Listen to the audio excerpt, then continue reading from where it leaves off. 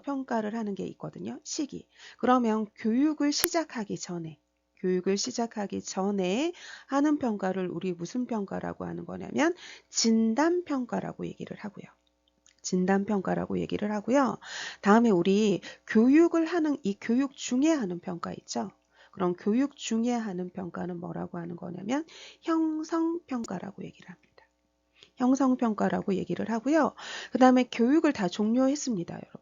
종료 후에 하는 평가는 무슨 평가라고 하는 거냐면 총괄평가라고 한다고 생각을 하시면 되거든요. 그래서 시작 전에 하는 평가는 진단평가, 교육 중에 하는 평가는 형성평가, 종료 후에 하는 평가는 총괄평가라고 보시면 돼요. 그러니까 얘는 보건교육 후에 하는 평가니까 5번의 총괄평가라고 생각하시면 되겠습니다. 그럼 이제 하나하나 좀 볼까요, 여러분? 이 구조평가라고 하는 거는 우리가 어떤 사업을 하거나 보건교육할 때 이렇게 투입되는 정도 있죠. 그래서 뭐 보건교육에 투입되는 정도, 뭐 인력이라던가 아니면 뭐 시간이라던가 아니면 장비라던가 아니면 예산이라던가 이 투입에 대한 정도를 갖다가 평가하는 건 구조평가라고 하는 거고요. 다음에 우리 아까 봤듯이 이 지금 진단평가라고 하는 거는 시작 전에 해주는 평가고요. 다음에 과정평가라고 하는 건 사업이 얼마나 잘 진행되고 있는지 그 진행의 진행 과정 있잖아요. 그 진행 과정을 평가하는 거고요. 다음에 형성평가라고 하는 거는 교육 중에 하는 평가고 지금 이 총괄평가라고 하는 거는 보건교육을 다 종료하고 난 다음에 하는 평가라고 생각하시면 되겠습니다. 다음은 우리 37번 풀어보도록 할게요. 보건교육을 할 때 내용을 어떻게 진행하는지 진행 방향으로 옳은 거에 대해서 물어보고 있습니다. 그러면 우리 쉬운 걸 먼저 배우고 그 다음에 어려운 걸 배워야 되는 거고요.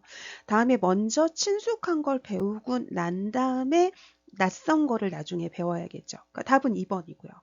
다음에 단순한 걸 먼저 배우고 그 다음에 복잡한 걸 배우는 거고요.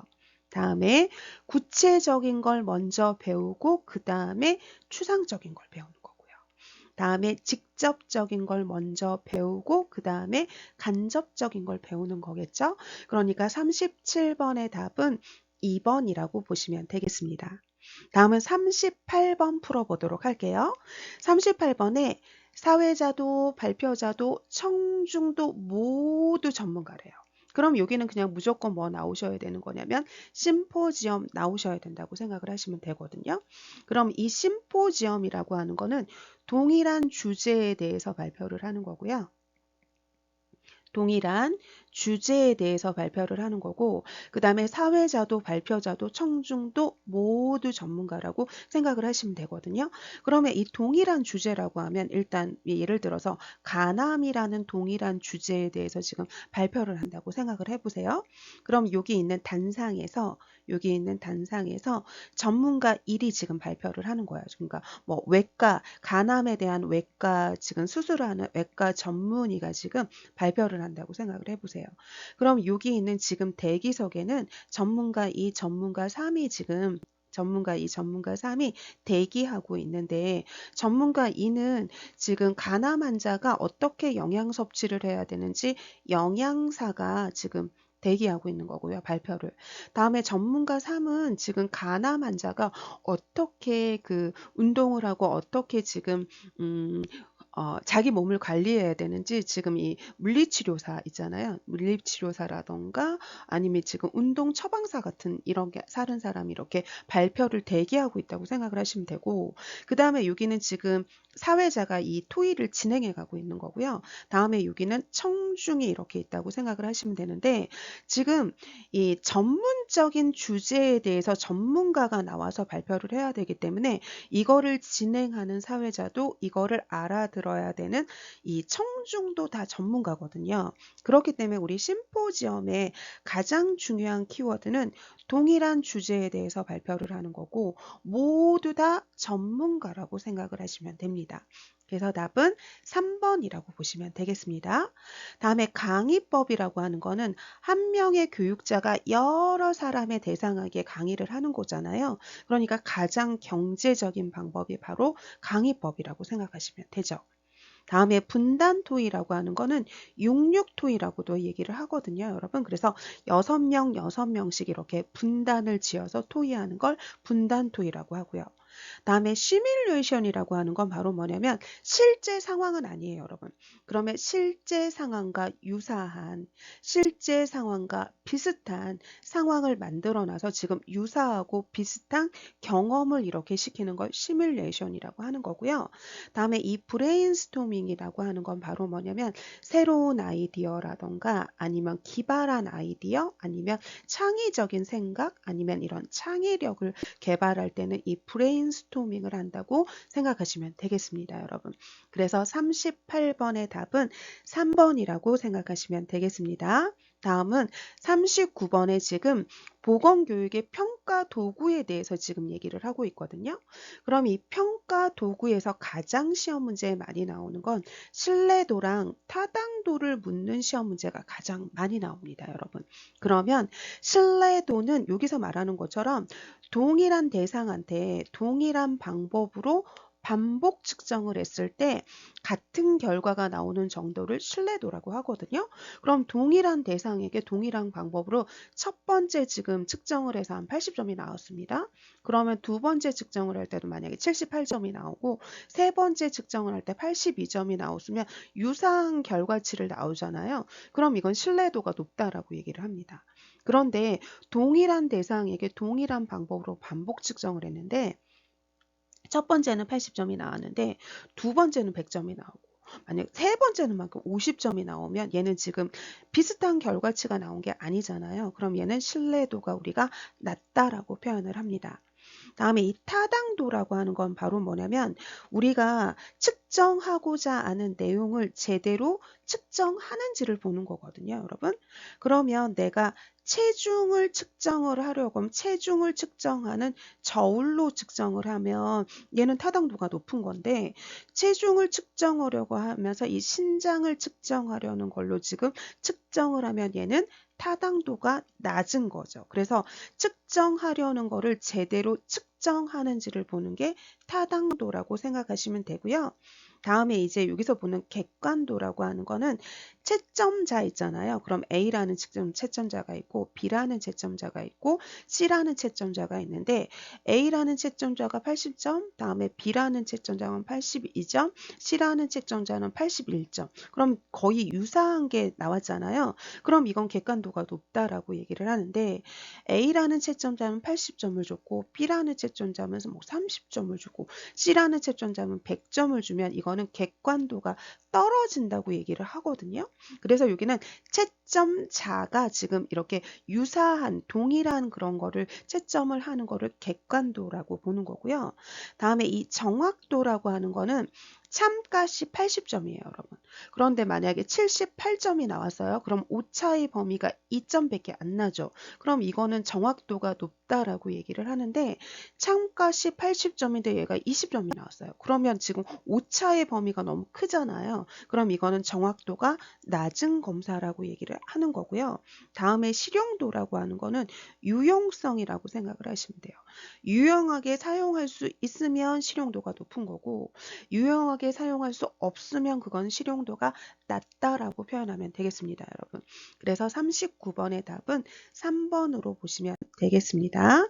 다음은 40번 보도록 할게요, 여러분. 지금 이런 여러 가지 업무를 관장하는 정부 조직을 물어보고 있어요. 그럼 여러분 다른 걸 다 모른다 하더라도 여기 있는 보건위생 있잖아요. 이 보건위생을 담당하는 건 당연히 뭘까요, 여러분? 보건복지부겠죠. 그래서 여기서 보건위생만 봐도 뭐를 찾으시면 되는 거냐면 보건복지부를 찾으시면 되겠습니다, 여러분. 그리고 이제 다음 문제 41번 볼게요. 지역보건의료계획에 대한 설명으로 옳은 걸 물어보고 있거든요. 그러면 우리 조직도를 보면 맨 윗선에 뭐가 있냐면 보건복지부가 있잖아요. 그죠? 보건복지부가 있고요. 그 다음에 그 밑에 뭐가 있냐면 시도가 있고요. 그 밑에 시군, 구가 있고요. 그 밑에 읍면이 있고요. 그 밑에 리나, 섬이나 도서 벽지가 있죠? 그죠? 그리고 난 다음에 우리 보면 여기 있는 여기 구마다 뭐가 있는 거냐면 보건소가 있는 거고요. 그죠? 다음에 이 읍면에는 보건지소가 있죠. 그 다음에 리나 섬이나 도선복지에는 보건진료소가 있다고 생각을 하시면 됩니다. 그죠? 그 다음에 여기를 갖다가 우리 뭐라고 하는 거냐면 지역보건이라고 우리 보건이라고 얘기를 하는 거고, 여기는 지역이 아니라 중앙보건이라고 생각을 하시면 되는 거죠. 그러면 이 보건복지부가 아니라 이 지역보건의료 계획을 얘기를 하는 거잖아요. 그러면 우리 보시면 이 중앙보건행정조직에서는 보건복지부에 있는 이 보건복지부 장관이 있죠. 이 보건복지부 장관이 각 구강보건이면 구강보건 아니면 정신보건이면 정신보건에서 이 보건복지부 장관이 우리 기본계획 있죠. 이 기본계획을 몇 년마다 세워야 되는 거냐면 4년마다, 이게 4년마다가 아니라 기본계획을 이 5년마다 세운다고 생각을 하시면 되거든요. 그래서 다시 한번 보시면 보세요. 보건복지부에 있는 이 보건복지부 장관이 기본 계획을 5년마다 세우는 거고요. 그 밑에 있는 이 시도 있죠. 그러면 시장, 다음에 여기 도지사 있죠. 이 도지사가 이 시도니까 지역보건행정기구잖아요. 그렇기 때문에 지역보건에 대한 이 계획이 있죠. 지역보건에 대한 계획을 몇 년마다 세우는 거냐면 4년마다 세운다고 생각을 하시면 되고, 각 그 지역의 실정에 맞는 그런 계획을 여기에 있는 시장, 도지사가 4년마다 세운다고 생각하시면 되겠습니다. 그럼 5년마다가 아니라 4년마다고요. 그 다음에 이건 지역보건행정기구잖아요. 그러니까 바로 뭐냐면 우리 지역보건법에 이렇게 지역보건법에 의거해서 하는 거지 의료법이 아니에요, 여러분. 다음에 수립 주체는 시도예요. 시도에 있는 시장과 도지사가 하는 거거든요. 다음에 시도니까 이게 지역보건행정기구잖아요. 그러니까 그 지역 실정에 맞는 계획을 수립하는 거 맞고요. 그 다음에 얘는 이 지역이잖아요. 그러니까 바로 뭐냐면 명령이 이렇게 수평적인 명령체계, 이게 상위 하달씩 수직적인 게 아니라요. 이 수직적인 게 아니라 그 다음에 여기는 지역이니까 이렇게 수평적인 그런 사달 방식이지 상위 하달식이 아니라고 생각하시면 됩니다. 그래서 답은 4번이라고 보시면 되겠습니다. 다음은 이제 42번 볼게요, 여러분. 그럼 농어촌 특별조치법에 따라서 의료 취약 지역에 있는 게 바로 보건진료소죠. 우리 아까 그랬잖아요, 여러분.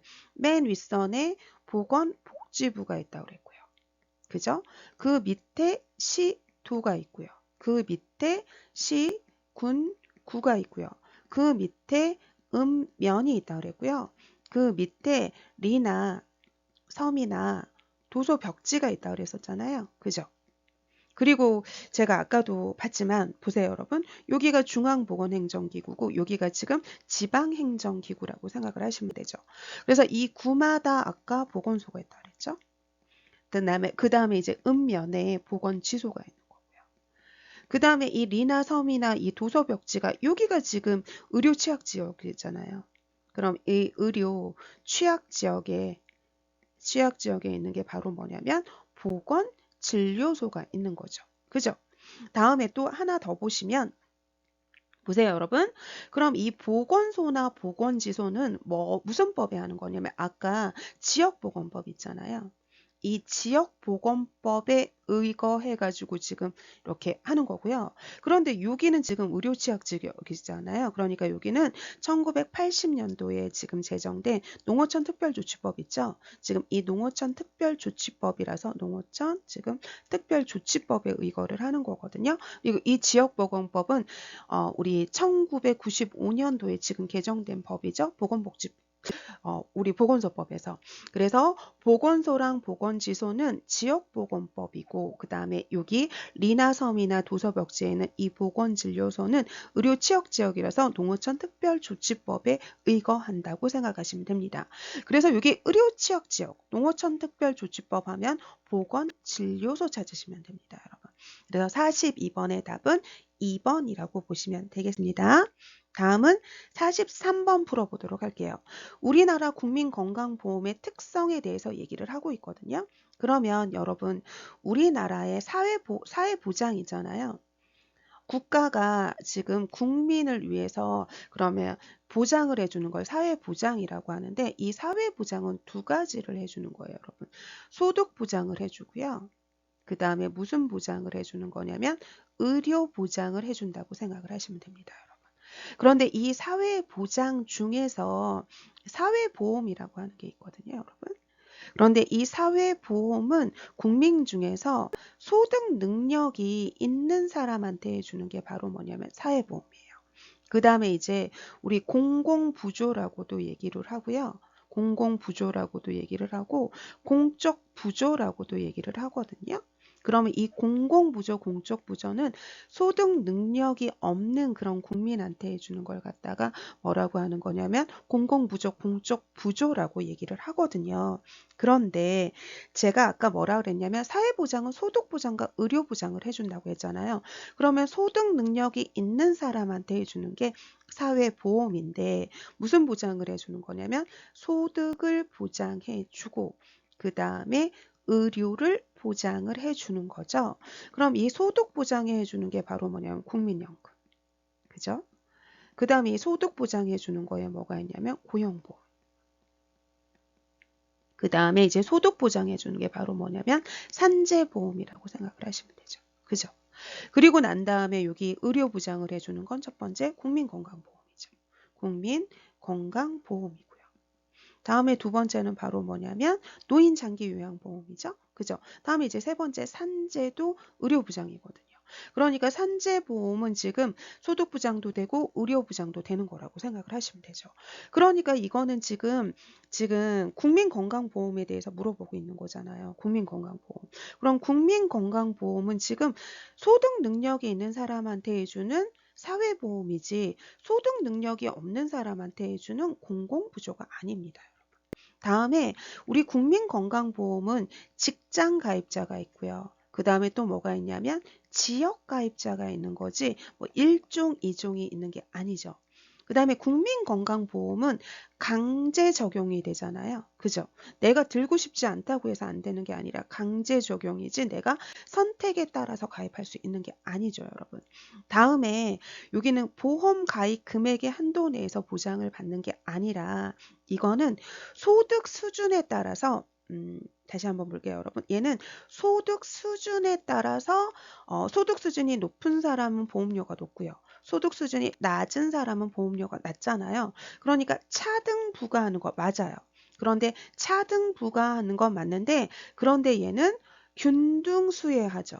균등수혜합니다. 그럼 이게 무슨 말이냐면 보험료를 많이 냈다고 혜택을 많이 받는 게 아니고 보험료를 적게 냈다고 혜택이 낮은 게 아니라 균등하게 수혜를 받는 거거든요. 그래서 내가 낸 보험료에 따라서 이 혜택이 많아지고 적어지는 게 아니에요. 그래서 답은 여기서 보시면 소득 수준에 따라서 차등 부과는 5번이 답이라고 생각하시면 되겠습니다. 다음은 44번 볼게요, 여러분. 그럼 44번에 보시면 우리 보건의료 체계의 구성 요소는 요즘 거의 매해 국가고시에 나온다고 생각을 하시면 되거든요. 그런데 보건의료 체계를 구성하는 건 5가지가 있어요. 5가지가 있는데 첫 번째는 바로 뭐냐면 우리가 보건의료 자원 있죠. 그럼 이 보건의료 자원을 개발을 해줘야 돼요, 여러분. 자원을 개발을 해줘요. 자원을 먼저 개발을 해주고요. 그리고 자원을 개발을 했으면 어떻게 하는 거냐면 보건의료를 조직을 해주는 거예요. 보건의료를 조직을 해주는 거예요. 조직. 그리고 조직을 해줬으면 이게 잘 굴러가게 경제적인 지원을 해주는 거예요. 경제적인 지원을 해주는 거고요. 그 다음에 이게 잘 되게 뭐를 해주는 거냐면 관리를 해준다고 생각을 하시면 되고요. 그 다음에 이제 5번째는 실제적으로 뭐를 하는 거냐면 이 보건의료를 제공을 해준다고 생각을 하시면 되거든요. 그래서 지금 이 보건의료를 구성하는 이 구성 요소는 총 5가지가 있는데 자원을 개발해주고 그 다음에 이거를 조직해주고, 그 다음에 경제적인 지원해주고, 관리해주고, 실제적으로 제공해준다고 생각을 하시면 되거든요. 그런데 여기서 지금 보건의료 자원을 개발해준다고 했잖아요. 그럼 이 자원은 여러분 인적 자원도 있어요. 인적 자원도 있고요. 다음에 무슨 자원이 있냐면 물적 자원도 있습니다.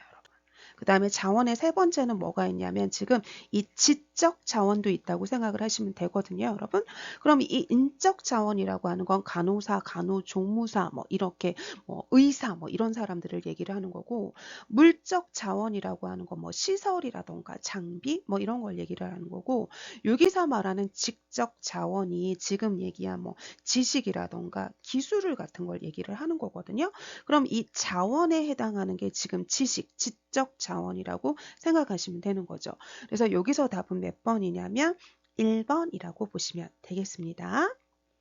다음 이제 45번 풀어보도록 하겠습니다, 여러분. 그럼 종합병원에서 충수절제 수술을 받은 환자에게 적용되는 진료비 지불 제도예요. 그러면 이 충수절제 수술이 이 진단명이거든요, 여러분. 진단명. 그러면 이게 뭐라고 하는 거냐면 우리 포괄수가제라고 하는 게 있어요, 여러분. 지금 포괄수가제라고 하는 게 있거든요. 포괄수가제라고 하는 게 있어요. 그럼 이 포괄수가제를 DRG라고 해요. DRG라고 하는데 이 D는 디아그노시스 해가지고 진단명을 얘기를 하는 거고요. 다음에 R은 related 해가지고 관련된을 얘기를 해요. 다음에 여기 G는 그룹이라고 생각을 하시면 되거든요. 그러면 진단명과 관련된 그룹이라고 생각을 하시면 되는데 이렇게 생각하시면 돼요, 여러분. 진단명에 따라서 지금 가격을 미리 책정해 버리는 거예요. 가격을 지금 미리 책정을 해버리는 거예요, 여러분. 그러면 충수절제수술이라는 이 진단명에 예를 들어서 충수절제술은 막 20만 원으로 책정해 버리는 거예요. 그러면 이 20만 원 이상은 받지 못해요. 그래서 충수절제수술은 만약에 20만 원이라고 책정을 한다 하면 이렇게 20만 원만 받는 거예요. 다음에 만약에 우리가 이게 충수절제술이 맹장수술이잖아요. 그 다음에 뭐 이렇게 우리가 이게 탈장수술이라고 해보세요, 여러분. 그럼 이 탈장 수술이 만약에 뭐 30만 원이라고 정해 놓으면 이 돈을 받는 거지 이 돈보다 많이 못 받아요.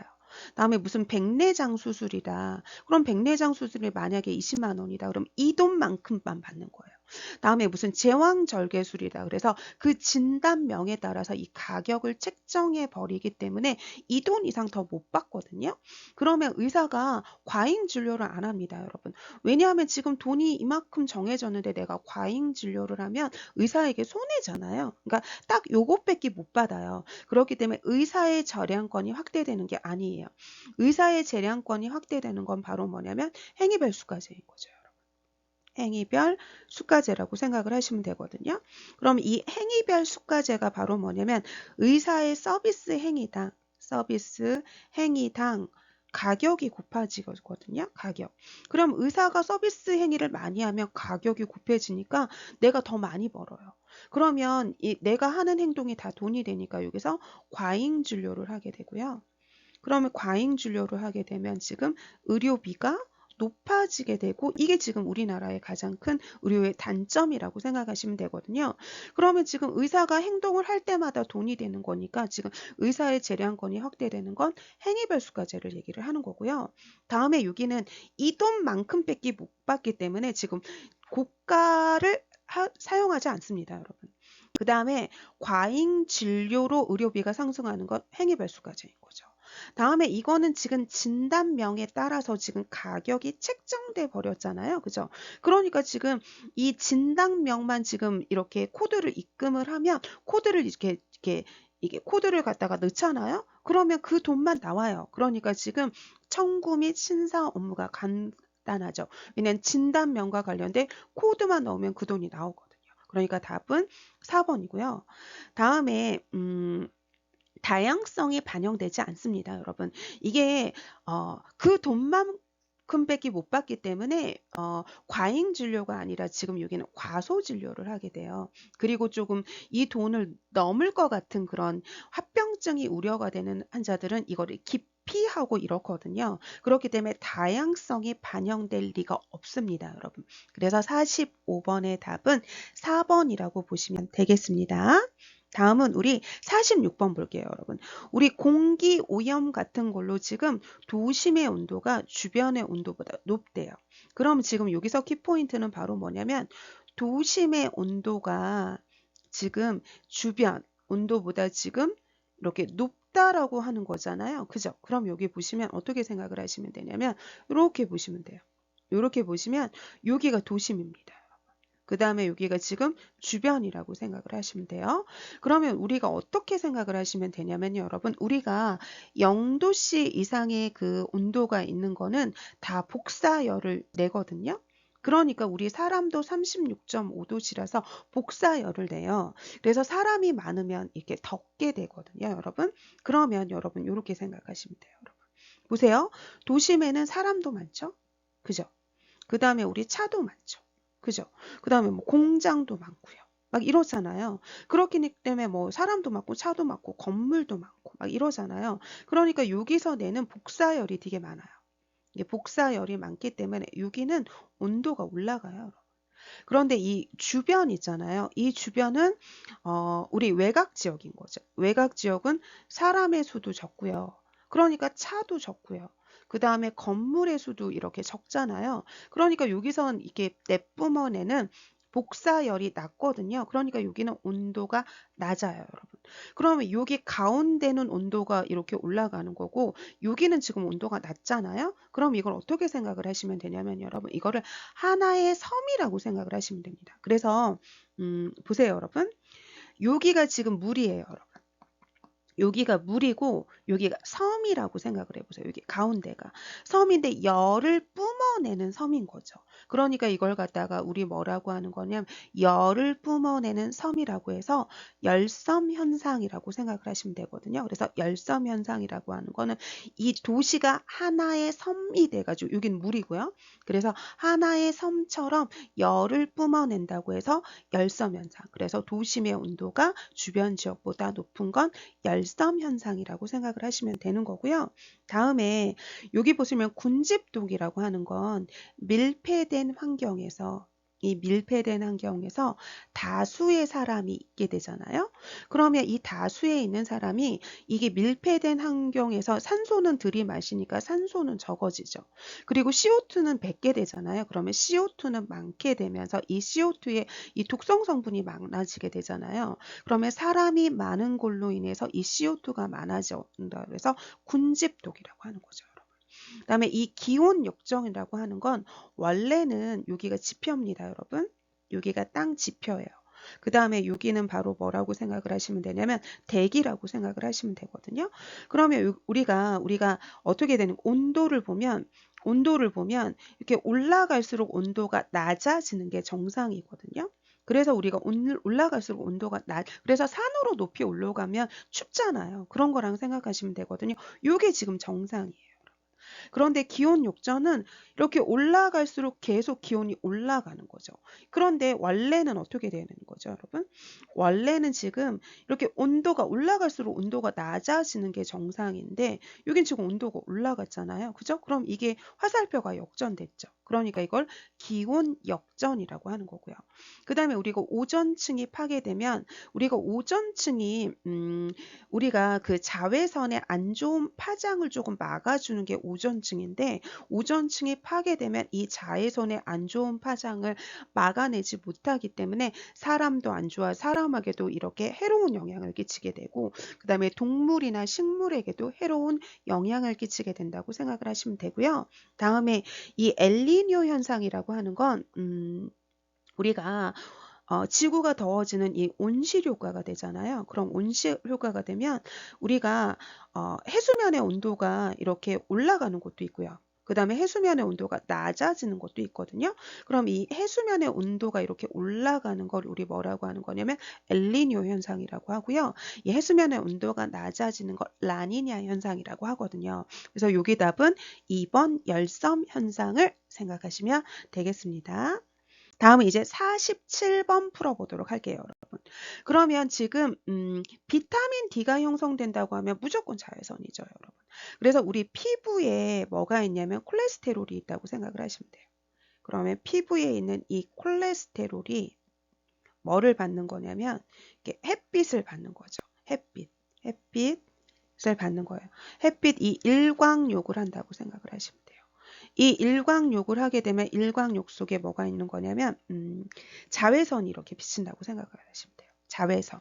이 자외선이 비치게 되면 이 피부에 있는 콜레스테롤이 자외선을 받게 되면 이 비타민 D를 만들거든요. 비타민 D를 합성한다고 생각을 하시면 돼요. 햇빛에 있는 일광욕을 하게 되면 자외선이 이 비타민 D를 합성하는 거니까 비타민 D 합성하면 무조건 자외선이라고 생각을 하시면 되죠. 그러니까 47번의 답은 4번을 고르시면 되겠습니다, 여러분. 다음은 우리 48번 풀어보도록 할게요.